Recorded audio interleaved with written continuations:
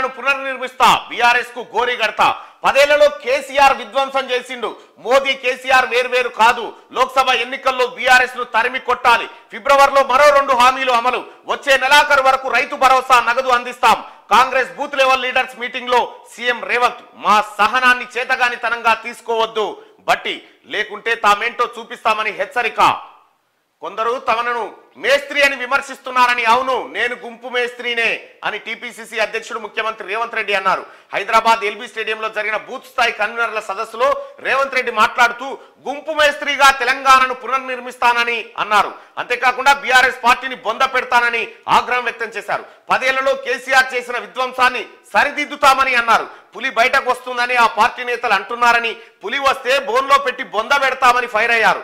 అభ్యర్థులను మారిస్తే గెలిచే వాళ్ళమని బీఆర్ఎస్ నేతలు చెప్తున్నారని, మార్చాల్సింది అభ్యర్థులను కాదు కేసీఆర్ కుటుంబాన్ని అని అన్నారు. అవినీతి పరులు కోటీశ్వరులను కేసీఆర్ రాజ్యసభకు పంపించారని, తాము మాత్రం బలహీన వర్గాల బిడ్డలు మందుల సామ్యాలు వెడమ బొజ్జుకి టికెట్లు ఇచ్చి గెలిపించి అసెంబ్లీకి తీసుకొచ్చామని రేవంత్ రెడ్డి అన్నారు.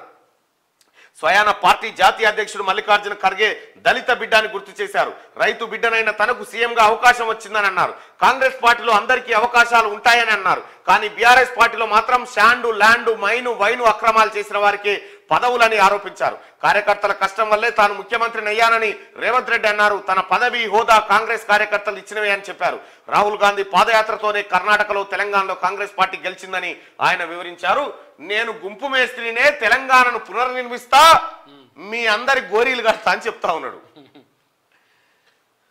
తెలంగాణ దేశానికి ఆదర్శం కావాలి. కాంగ్రెస్ పార్టీకి బూత్ స్థాయి కార్యకర్తలే బలం. లోక్సభ ఎన్నికల కోసం అందరూ కలిసి పనిచేయాలి. మోడీకి రైతుల బాధలు, కష్టాలు తెలియవు. దేశంలో నిరుద్యోగం, ద్రవ్యోల్బణం పెరిగిపోయిందని చెప్పేసి ఏఐసిసి అధ్యక్షుడు మల్లికార్జున ఖర్గే వ్యాఖ్యానించారు. నిన్న జరిగినటువంటి మీటింగ్ లో అది